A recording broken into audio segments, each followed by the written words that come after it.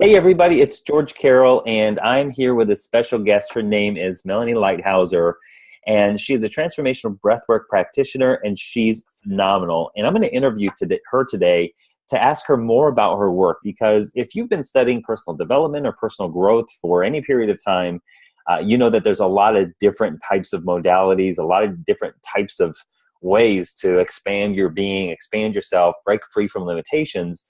And breathwork has been, for me personally, one of the most powerful tools and experiences that I've given myself in order to break free from certain limitations, gain access to greater insight, and really just step into a greater version of me. And so here we are with Melanie Leithauser. Melanie, how are you, sister? Oh, I'm so good. It's so good to see you, George. And yeah, I'm excited to be here. Hooray.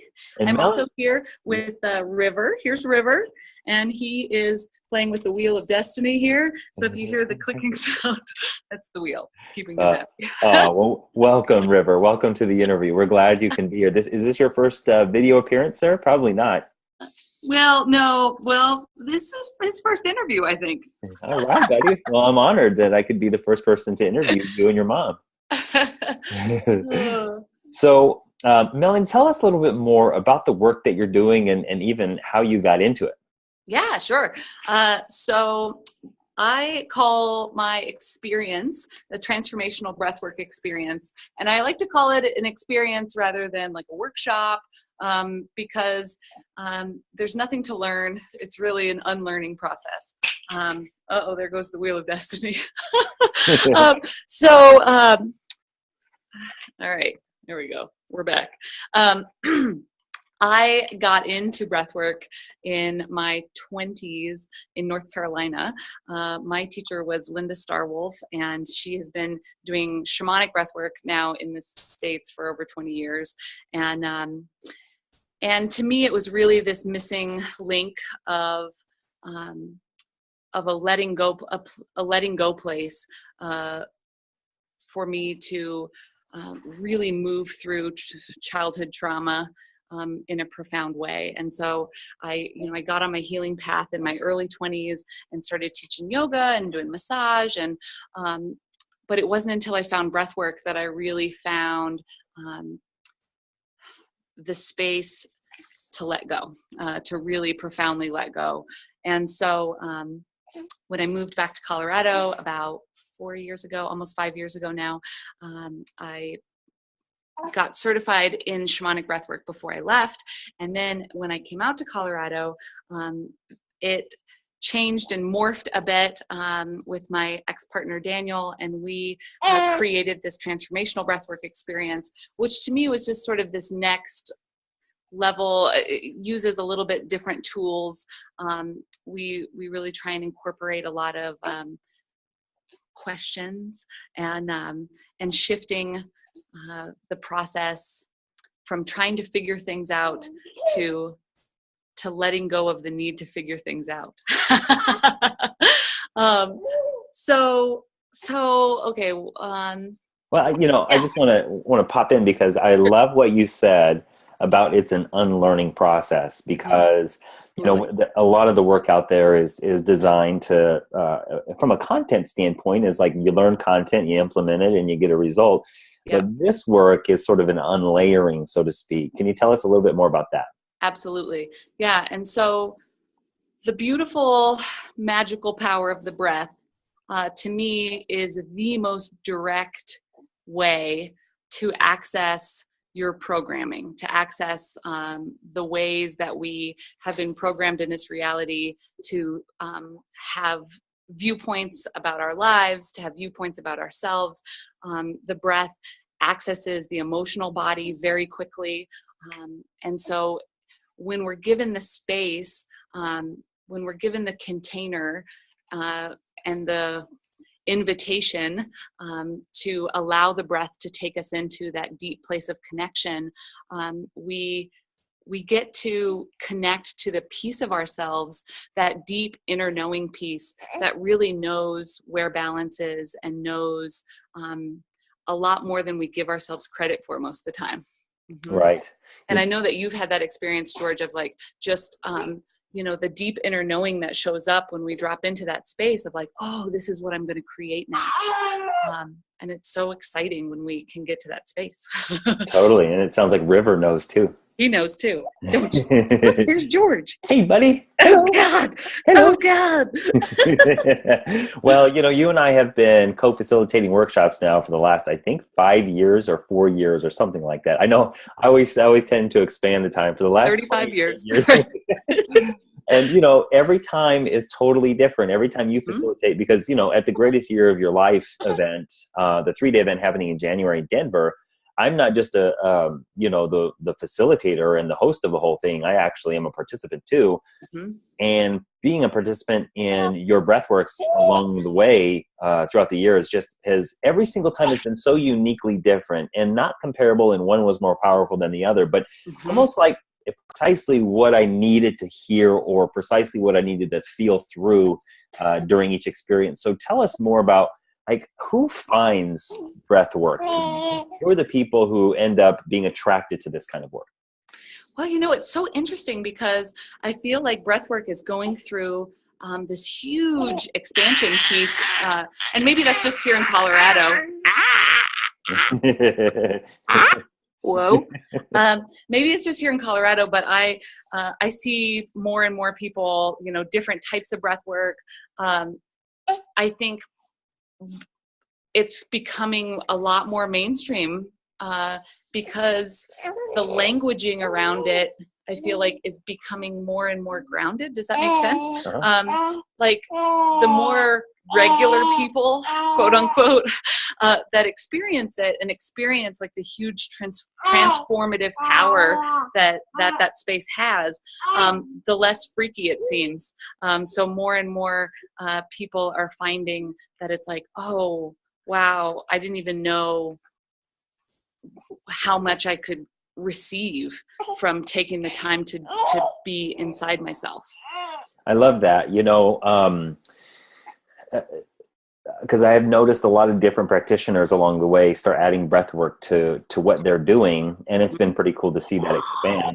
Yeah. And for those of you who haven't experienced it, something to consider, and Melanie kind of alluded to it a little bit, is that there's cognitive work where you're consciously and cognitively looking for awarenesses, which can be very useful, as River knows. And then there's kind of the deeper stuff that has gotten rooted in there over the course of life that's kind of buried itself into your subconscious. And with the breath work that Melanie facilitates, it's kind of like a portal into your subconscious to look for what are the patterns and programs in there that are ready to be unplugged. Can you talk to us a little bit more about that? Yeah. Hold on. Let's see if I can keep moving here. There we go. Baby. There we go. We got to get the bouncing going. Bounce. The bouncing is key to joy. Mm-hmm. Okay. Remind me what the question was. I'm sorry. So, there's cognitive work where we're consciously looking in to trying to figure out things, which, is useful to a certain extent. And then there's your work that is a deep dive into the subconscious where a lot of these deep programs have been rooted hardcore in there. And for me, this work is one of the fastest ways, if not the fastest way, to get to that subconscious programming and unplug it. So can you talk about the differences between cognitive and subconscious work and how else you would describe it? Yeah. Well, no, I mean, that's the best way to describe it. I feel like, it's really interesting because I was talking with a friend of mine recently who's been a behavioral psychologist her whole life. And she's like, wow, you do the same thing that I do, but in such a different way. And yeah, it's, to me, also what happens is creating the energy field and the possibility that it can be easy to make shifts. And so, like, we've been programmed in our reality to think that you have to talk about it and figure it out. And the more, like, if you just talk about it enough, then somehow it's going to be resolved. And what I have found to be true is that, yes, sometimes, lots of people have really good experiences with regular talk therapy, but but what if the shift can happen energetically so much quicker, right? Like you said. And so I really like to just hold that possibility and that container. Oh, are you still there? Okay, good. Of the ease in which we can make change. And so, you know, I've gotten to witness over the years people release heavy trauma very quickly. And also, you know, the other piece of that is believing that we have the power to do that, right? And so sometimes it's about receiving permission that you're strong enough and powerful enough to shift the way you feel quickly. Right. Yeah. Love it. Well, for those of you who are watching who don't know, I've been doing a 3-day event called The Greatest Year of Your Life for the last 6 years now. It started as a half-day vision board event, but now it's a 3-day transformational, get your year ready and plan for your year, and also breakthrough limitations. So it's a 3-day event. On day 2, it's called Transform. And that's where I bring a bunch of different speakers and facilitators in to talk about how to overcome the internal limitations that stop you from achieving your goals. So Melanie, how does breath work relate to helping people achieve their goals for the new year and beyond? Well, I think twofold. One is that it gives people the space to viscerally, physically, emotionally let go of their perceived obstacles. And then also it gives people the space to really enter into that visionary state and to enter into that state of listening. Yeah, what do you think? Oh man, it's rough right now in River's world. So entering into that state of listening so that the awareness can come in. And that's one of the most beautiful things, is like just listening to what people receive as far as that inner knowing of like, oh, this is what's next. Oh, okay. Oh, I could do it this way. Yeah. Well, let's begin to wrap it up here. And, you know, I know that personally speaking, experiencing your breath work has been some of the most powerful work I've personally ever done. And if you are curious about it, and if you're looking to 2017 as to how do I create 2017 as the greatest year of my life? How do I really make 2017 the year that changes my future? You know, how can I really tap into the greatest version of me?